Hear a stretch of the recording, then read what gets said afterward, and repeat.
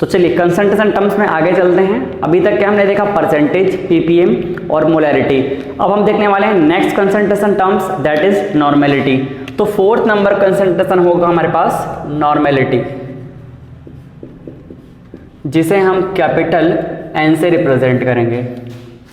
ठीक है, नॉर्मेलिटी की अगर हम बात करें तो नॉर्मेलिटी क्या होगा, normality is defined as the number of gram equivalent of solute present in per litre volume of solution. किस में रहेगा, ये लीटर में रहेगा। मतलब किसी भी सॉल्यूशन के पर लीटर वॉल्यूम में कितना number of gram equivalent present है सॉल्यूट का, ये रिप्रेजेंट करेगा नॉर्मेलिटी को। So number of gram equivalent of solute present in per litre volume of solution is nothing, it is normality. Molarity में हमने क्या लिखा था, मोलैरिटी में न्यूमरेटर में था number of moles of solute, यहाँ क्या है, नंबर ऑफ ग्राम इक्विवेलेंट। अगर हम सिंबल के फॉर्म में से रिप्रेजेंट करना चाहें तो क्या लिखेंगे, इसे ग्राम इक्विवेलेंट इस तरह से लिख दिया मैंने, नंबर ऑफ ग्राम इक्विवेलेंट को शॉर्ट में, और ये हो जाएगा वॉल्यूम इन लीटर। ठीक, नेक्स्ट देखो, न्यूमेरिकल पॉइंट ऑफ व्यू से हम इस फॉर्मूले को एक्सटेंड कर सकते हैं। Again we know that number of gram equivalent equals to क्या हो जाएगा, weight upon equivalent mass. Weight upon equivalent mass is nothing, it is number of gram equivalent. ठीक है, अब देखो अगेन हमको पता है कि इक्विवेलेंट मास क्या होता है, equivalent mass is defined as the molar mass upon N factor. अब एन फैक्टर नया आ गया, एन फैक्टर को देखेंगे भी क्या है, तो इक्विवेलेंट मास क्या हो जाएगा, molar mass upon N factor. इस इक्विवेलेंट मास को मैं यहां अगर पुट कर दूं तो क्या हो जाएगा, वेट अपॉन इक्विवेलेंट मास क्या है, molar mass upon N factor. तो ये हो जाएगा मोलर मास, और एन फैक्टर कहां चला जाएगा, न्यूमरेटर में चला जाएगा। तो इस तरह से हमने ग्राम इक्विवेलेंट को इक्विवेलेंट मास के टर्म्स में डिफाइन कर लिया और मोलर मास के टर्म्स में भी डिफाइन कर लिया। अब मैं नॉर्मेलिटी में उसकी वैल्यू पुट कर देता हूं, तो क्या हो जाएगा, normality N is equals to, हमने देखा ग्राम इक्विवेलेंट, देखो फिर से लिखता हूं उसको मैं, ग्राम equivalent upon volume in litre. तो ग्राम इक्विवेलेंट को हम क्या लिख सकते हैं, ग्राम इक्विवेलेंट को लिख सकते हैं वेट अपॉन इक्विवेलेंट मास इनटू वॉल्यूम। अब इक्विवेलेंट मास को भी हमने क्या देखा, मोलर मास के टर्म्स में, molar mass upon N factor. तो उसको देखो मोलर मास में कन्वर्ट कर दिया मैं, तो ऊपर क्या चला जाएगा, एन फैक्टर, और ये हो जाएगा वॉल्यूम इन लीटर। तो ये हमको क्या मिल गया, ये फॉर्मूला मिल गया। ठीक है, बट कभी कभी आपको ये भी रिक्वायरमेंट होगी कि ये जो वॉल्यूम है ये किस में रहेगा, मिलीलीटर में, तो आप उसको डायरेक्टली कन्वर्ट कर सकते हो। तो चलो उसको भी देख लेते हैं एक बार।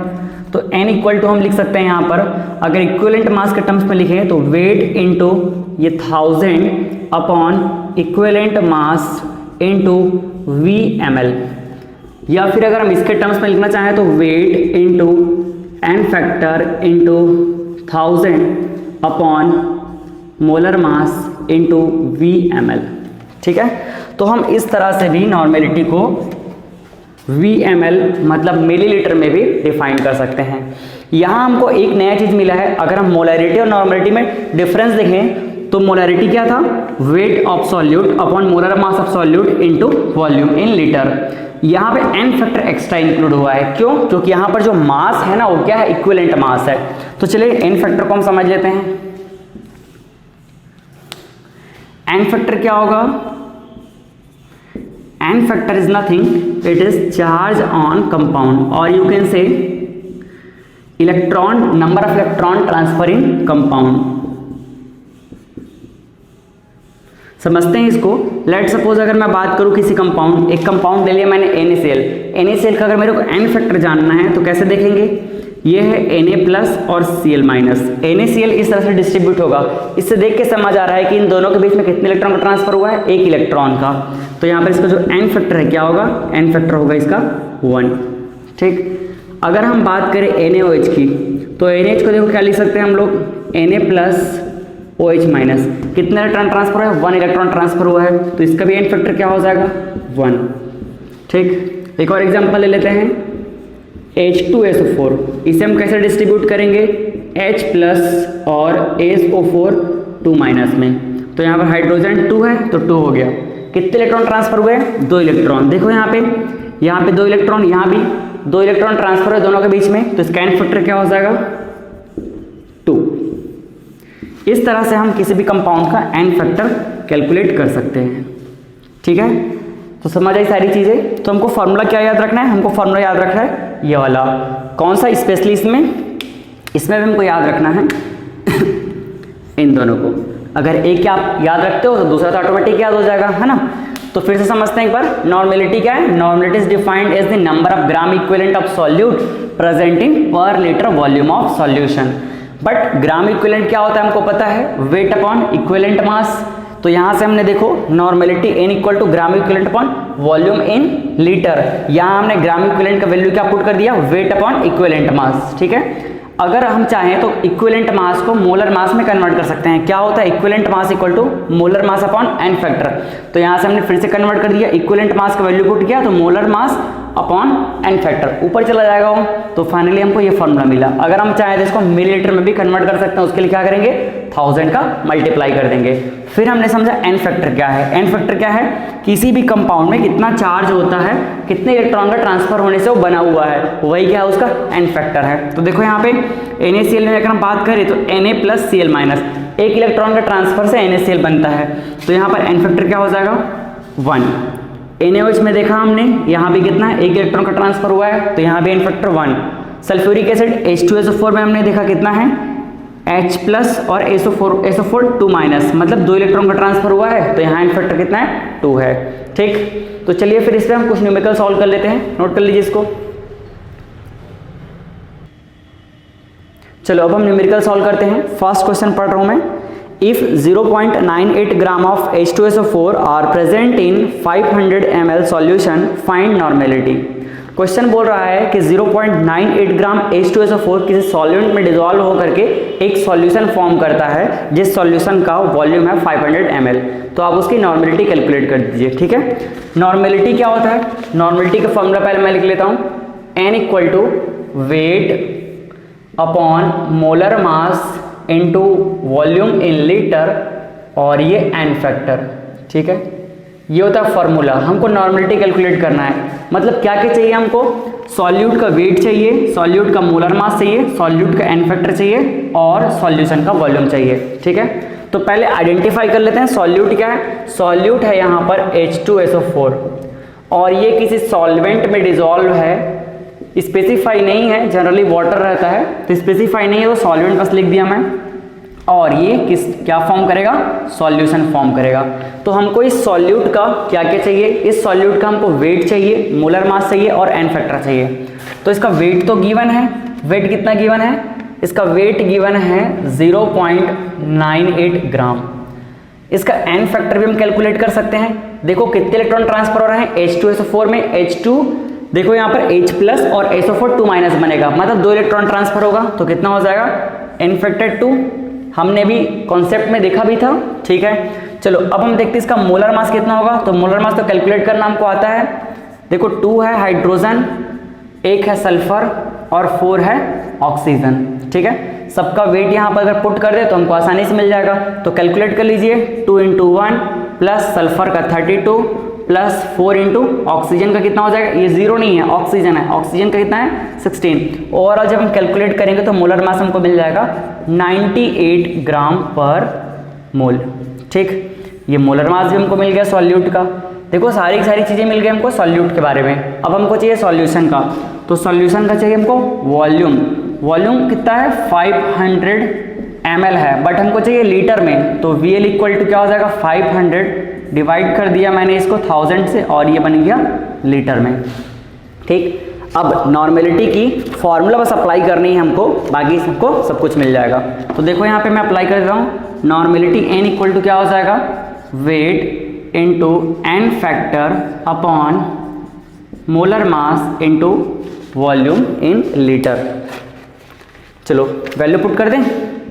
हमको वेट कितना पता है, वेट हमको पता है 0.98, एन फैक्टर है हमारे पास 2, मोलर मास है 98 और वॉल्यूम है 500/1000। तो इसको मैंने ऊपर कर दिया।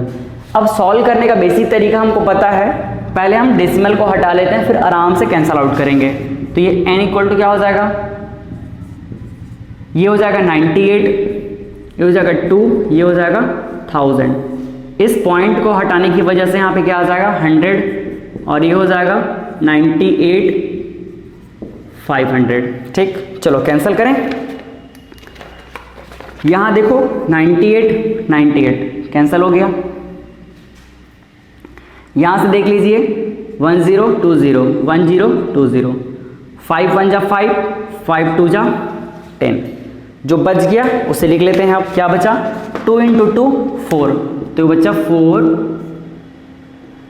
और यहाँ क्या बचा है 100। अब जब भी जीरो वाला टर्म्स नीचे में आए तो उनको डिवाइड करना एकदम आसान है। 4 है तो 2 डिजिट के आगे डेसिमल लगा दो, आंसर क्या आ जाएगा 0.04 नॉर्मेलिटी।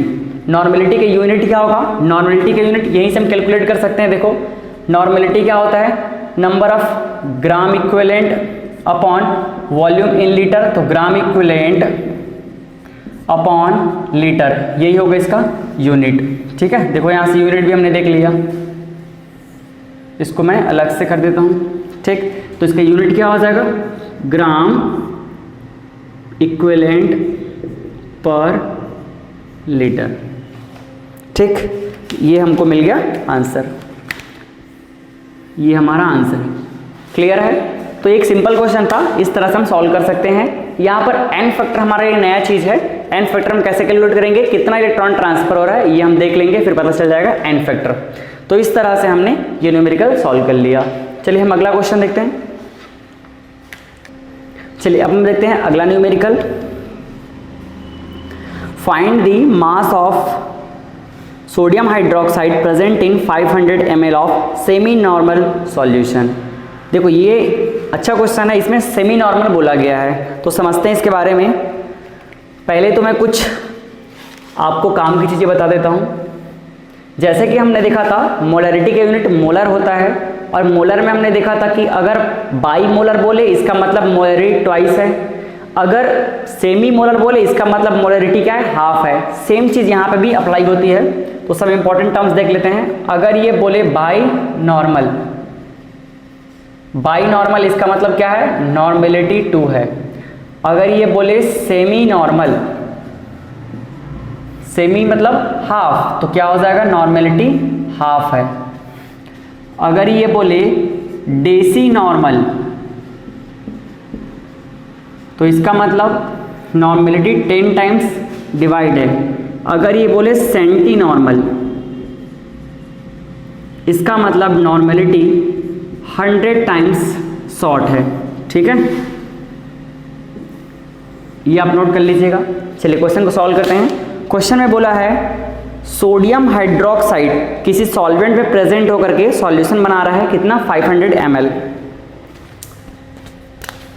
तो हमारे पास सॉल्यूट क्या दिया हुआ है, सोडियम हाइड्रोक्साइड। ये किसी सॉल्वेंट में डिजोल्व है और क्या फॉर्म कर रहा है, फिर ये सॉल्यूशन फॉर्म कर रहा है। ठीक है, तो आपको इसमें ये बताना है कि सॉल्यूशन में NaOH का कितना अमाउंट प्रेजेंट है, कितना इसका मास है। मतलब सिंपल सी बात है, आपको W पूछ दिया गया है। ठीक, और आपको गिवन क्या है, आपको गिवन है नॉर्मेलिटी। नॉर्मेलिटी कितना गिवन है, n equals to semi normal बोला है, मतलब आपको 1/2 नॉर्मेलिटी गिवन है। ठीक, अब फार्मूला हमको पता है, क्या पता है formula, normality n equals to weight into n factor upon molar mass into volume in litre. यहाँ से हमको यही वेट, ये W कैलकुलेट करना है, वेट कहो या मास। तो इसको अगर मैं फॉर्मूले को एक्सटेंड करना चाहूँ तो देखो कैसे करूँगा, W इक्वल टू, इसको बाकी सबको इधर लाओ, n into mt into VL और अपॉन में क्या आ जाएगा, n फैक्टर। ठीक, चलो सारी चीज़ें कैलकुलेट कर लेते हैं, फिर उसके बाद हम इसमें पुट कर देंगे। तो देखा जाए तो नॉर्मेलिटी तो हमारे पास है, W हमको चाहिए और क्या चाहिए, इसका मोलर मास चाहिए। तो हमको पता है NaOH का मोलर मास कितना होता है 40। हमने कई बार इसको कैलकुलेट कर लिया है, बहुत सारे न्यूमेरिकल जो हमने देखे हैं उसमें 40 इसको यूज़ किए हुए डायरेक्ट है ना, तो हमको पता है। और आपको नहीं पता तो आप कैलकुलेट कर लीजिए। सोडियम का 23, ऑक्सीजन का 16, हाइड्रोजन का 1, टोटल कर दो 40 हो जाएगा। अच्छा एन फैक्टर हमको चाहिए सॉल्यूट का, तो एन फैक्टर क्या होगा, एन फैक्टर कितने इलेक्ट्रॉन ट्रांसफर है, तो ये बनेगा Na+ और OH माइनस, तो कितना हो जाएगा इसका एन फैक्टर 1। ये भी हमने कैलकुलेट कर लिया। अब देखो सॉल्यूट का हमको एम्प्टी मिल गया एन फैक्टर, और W तो हमको कैलकुलेट करना है, और n हमारे पास है 1/2। अब चाहिए हमको वॉल्यूम, किसमें, लीटर में, तो वॉल्यूम इन लीटर कितना गिवन है, देखो यहाँ पे ये गिवन है हमको 500 ml, बट हमको लीटर में चाहिए ना, तो इसको 1000 से मैं डिवाइड कर दिया, अब ये क्या बन गया, लीटर में बन गया। सारी वैल्यू मिल गई, पुट कर लेते हैं। तो देखो W इक्वल टू क्या हो जाएगा, W इक्वल टू n की वैल्यू हमारे पास कितनी है 1/2 इंटू एम्प्टी कितना है 40, वॉल्यूम कितना है 500/1000 अपॉन एन फैक्टर कितना है, एन फैक्टर है 1। ठीक, यहाँ से अगर सिंपली हम एक स्टेप आगे एक्सटेंड कर देते हैं इसको, तो 1 से डिवाइड करने का कोई मतलब नहीं है, सेम है, तो ये हो जाएगा 1/2 इंटू 40 इंटू 500/1000। अब जो भी कैंसिल आउट हो रहा है उसे कैंसिल आउट कर लेते हैं। देखो क्या कैंसिल आउट होने वाला है, यहाँ से अगर देखा जाए ये 0, ये 0, ये 0, ये 0, ये भी 0 कैंसिल, ये भी 0 कैंसिल, 2 2 जा 4, तो बचा क्या 2 और 5, तो फाइनली बच गया हमारे पास 2 इंटू 5 दैट इज 10। तो W क्या मिल गया हमको 10, और किस में रहेगा, ग्राम में।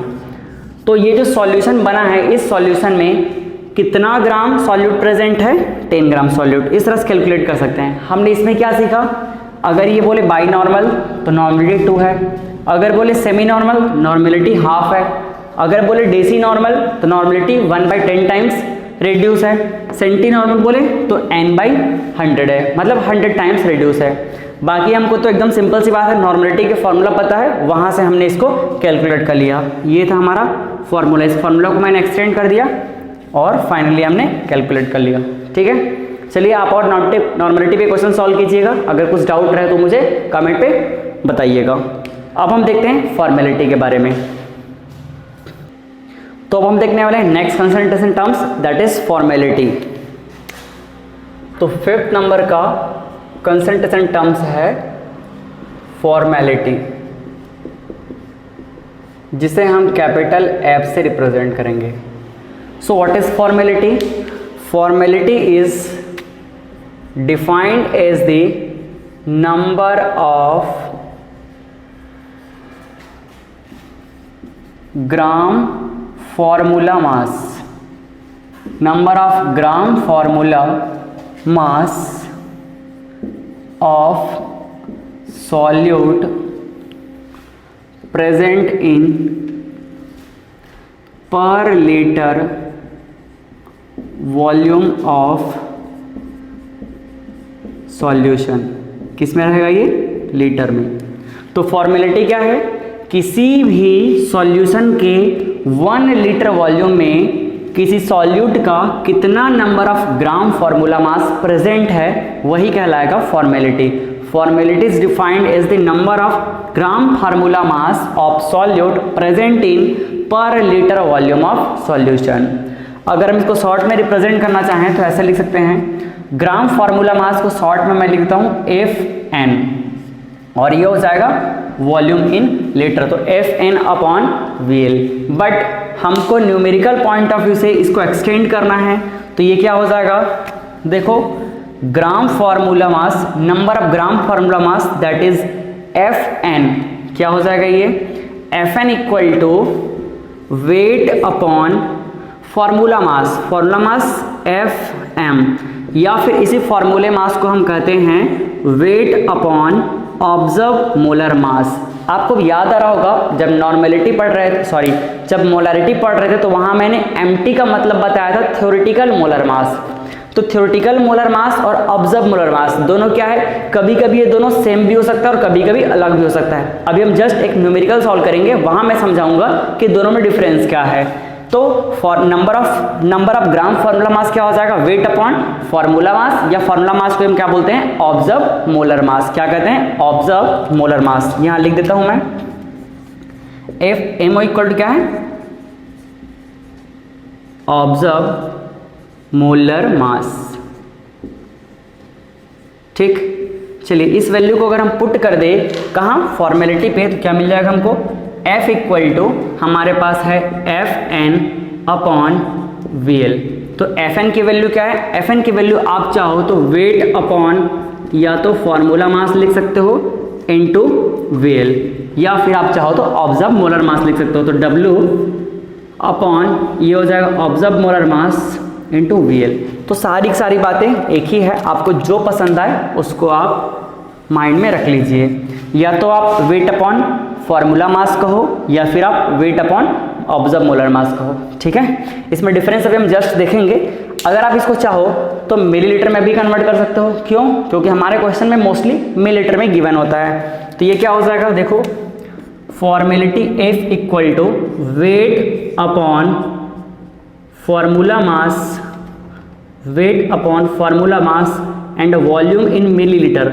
और इसको कंपनसेट करने के लिए 1000 से हमने मल्टीप्लाई कर लिया।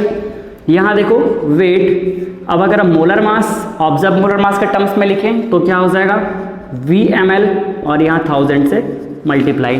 तो आप चाहो तो जो भी याद रख लो, सब एक ही बात है ना।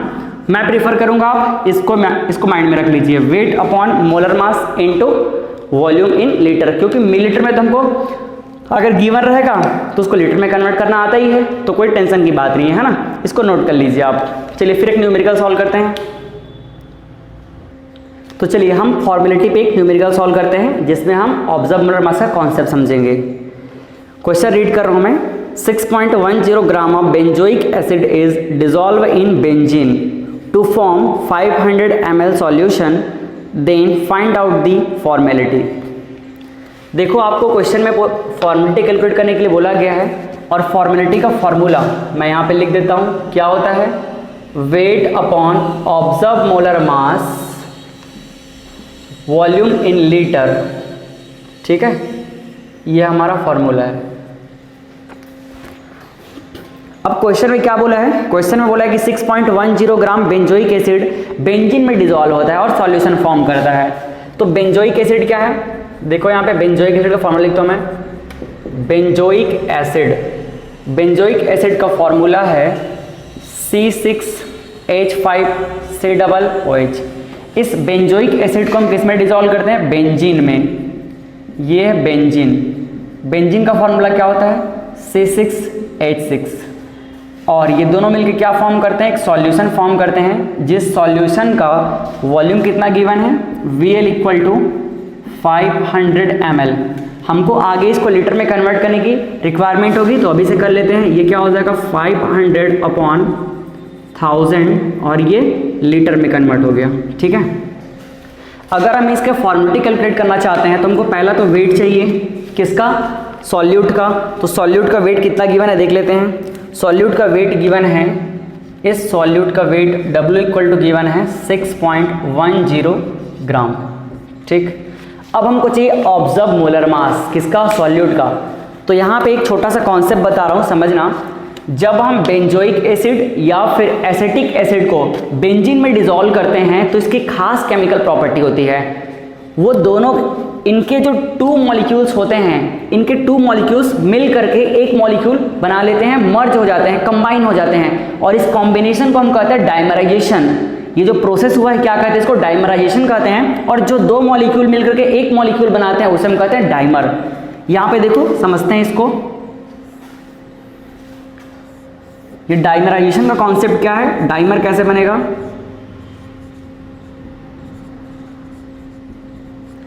जब हम बेंजोइक एसिड मतलब C6H5COOH को बेंजीन में मिक्स करते हैं, जब इसको हम बेंजीन के साथ डिसॉल्व करते हैं, बेंजीन मतलब C6H6 के साथ डिसॉल्व करेंगे, तो इसके जो 2 मॉलिक्यूल होंगे, हर 2 मॉलिक्यूल क्या होंगे, एक साथ कंबाइन हो जाएंगे, C6H5COOH, और इस तरह से कंबाइन होकर एक ही मॉलिक्यूल बना लेंगे। और ये जो फॉर्म हुआ है इसे ही हम क्या कहते हैं, इसे हम डाइमर कहते हैं। क्लियर हुआ। अब इस डाइमर के फॉर्म होने से इसका ऑब्जर्व मोलर मास और थ्योरेटिकल मोलर मास दोनों क्या हो जाएगा, डिफरेंशिएट हो जाएगा। कैसे? अगर हम नॉर्मली इसको देखें तो हमको पता चलेगा कि हर C6H5COOH मतलब बेंजोइक एसिड अलग अलग है, और हर बेंजोइक एसिड के अगर हम मोलर मास की बात करें मतलब MT की बात करें तो उसको फॉर्मूला से कैलकुलेट करेंगे तो ये मिलता है 122 ग्राम पर मोल। बट एक्चुअली हम जब इसको कहाँ देखेंगे, जब हम इसको एक्चुअल में उस सॉल्यूशन के अंदर देखेंगे तो दो मॉलिक्यूल आपस में एक साथ कंबाइन होते हैं, और एक साथ कंबाइन है इसका मतलब इसका ऑब्जर्व मोलर मास क्या हो जाएगा, इसका ट्वाइस हो जाएगा। दो एक साथ कंबाइन है तो क्या हो जाएगा 2 × 122 दैट इज 244। ठीक है, तो इसका ऑब्जर्व मोलर मास क्या हो जाएगा, ट्वाइस हो जाएगा। समझ आया? और ये किस तरह से कंबाइन होते हैं तो देखो इसका एक मैं छोटा सा स्ट्रक्चर बना देता हूं। जब हम बेंजोइक एसिड को बेंजीन में डिसॉल्व करेंगे तो ये इस तरह से कंबाइन हो जाएंगे, C6H5COO, आगे एक और है C6H5 ऑक्सीजन, ये हाइड्रोजन के साथ कनेक्ट हो गया। पहले वाले बेंजोइक एसिड का हाइड्रोजन दूसरे वाले के ऑक्सीजन के साथ, और दूसरे वाले का यहाँ पे हाइड्रोजन पहले वाले के ऑक्सीजन के साथ। इस तरह से दो बेंजोइक एसिड एक साथ कंबाइन हो जाते हैं, और इसे ही हम क्या कहते हैं, इसे ही डाइमर कहते हैं। ठीक, तो डाइमर का कॉन्सेप्ट समझ आया। तो डाइमर बनने से एक्चुअल में हुआ क्या, हमको लग रहा था कि बेंजोइक एसिड जो है एक एक है वहां पे, बट एक्चुअल में हुआ क्या, बेंजीन के साथ मिक्स होने के बाद इसकी एक प्रॉपर्टी होती है कि दो बेंजोइक एसिड आपस में एक साथ कंबाइन हो जाते हैं, और जब कंबाइन हो जाएंगे तो हमको ऑब्जर्व क्या होगा, दो मॉलिक्यूल एक साथ, मतलब इसका ऑब्जर्व मोलर मास क्या हो जाएगा, ट्वाइस हो जाएगा इसके थ्योरेटिकल मोलर मास से। तो ये है ऑब्जर्व मोलर मास। समझ आया? इसी ऑब्जर्व मोलर मास की हमको इस फॉर्मूले में रिक्वायरमेंट है। तो बेंजोइक एसिड का ऑब्जर्व मोलर मास कितना मिल गया, MO इक्वल टू हो गया हमको 244 ग्राम पर मोल। क्लियर है यहाँ पे? अब देखो हम क्या करेंगे, फॉर्मूला में इसको पुट कर देंगे। जब फॉर्मूला में पुट करेंगे क्या मिल जाएगा, फॉर्मेलिटी मिल जाएगी, F equal to mass of solute, observe molar mass, और ये हो जाएगा वॉल्यूम इन लीटर। सारी वैल्यू पुट कर देते हैं, देखो फिर क्या हो जाएगा। वेट कितना है, वेट है 6.10, ऑब्जर्व मोलर मास अभी हमने देखा 244, वॉल्यूम इन लीटर कितना है 500/1000, तो 1000 पॉइंट ऊपर ले गया। अब इसको हम थोड़ा सिंपल कर लेते हैं, डेसिमल हटा देते हैं, तो डेसिमल हटाने से क्या हो जाएगा 610, ये हो जाएगा 1000। यहाँ पर देखो 6.10, तो डेसिमल के बाद 2 डिजिट, तो मैंने 100 नीचे लिख लिया, और ये 244 और ये हो जाएगा 500।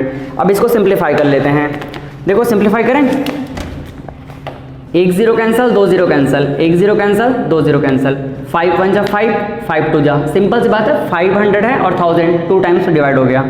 अब देखो यहाँ पे ये 1 0 कैंसिल, ये भी 1 0 कैंसिल। ठीक, यहाँ से देखो 2 1 जा 2, और ये क्या हो जाएगा 2 1 जा 2, 2 2 जा 2 2 जा। ठीक, इन दोनों को देखो कैंसिल हो सकता है क्या, बिल्कुल होगा। 2 टाइम्स 61 जा 61, और 62 जा 122। क्लियर है? तो यहाँ से हमको क्या मिलने वाला है, फॉर्मेलिटी देखो आगे एक्सटेंड करता हूँ मैं इसको। F इक्वल टू क्या हो रहा है, ऊपर में 1, कुछ नहीं बचा, 1 बचा, नीचे यहाँ पे 10 बचा, तो 10 × 2। क्लियर है? मतलब 1/20। आप इसको सॉल्व कीजिए तो क्या मिल जाएगा, इसका आंसर हो जाएगा 0.05, और फॉर्मेलिटी का unit gram formula mass upon litre. ठीक, ये हमको मिल गया इसका आंसर। ठीक है, तो यहाँ पर हमने क्या सीखा, यहाँ हमने देखा एक नया कॉन्सेप्ट ऑब्जर्व मोलर मास का। ऑब्जर्व मोलर मास डिपेंड करता है कि सॉल्यूशन में जो सॉल्यूट है उसका नेचर कैसे होगा। यहाँ ट्वाइस हो गया, क्यों, क्योंकि दो मॉलिक्यूल एक साथ कंबाइन हो गए। अगर कंबाइन नहीं होते तो जितना मोलर मास है, जितना थ्योरेटिकल मोलर मास है, उतना ही क्या होता है इसका ऑब्जर्व मोलर मास। तो इस तरह से हम इसको कैलकुलेट कर लेंगे। ठीक है, नोट कर लीजिए, इसका आंसर हमको मिल गया है 0.05।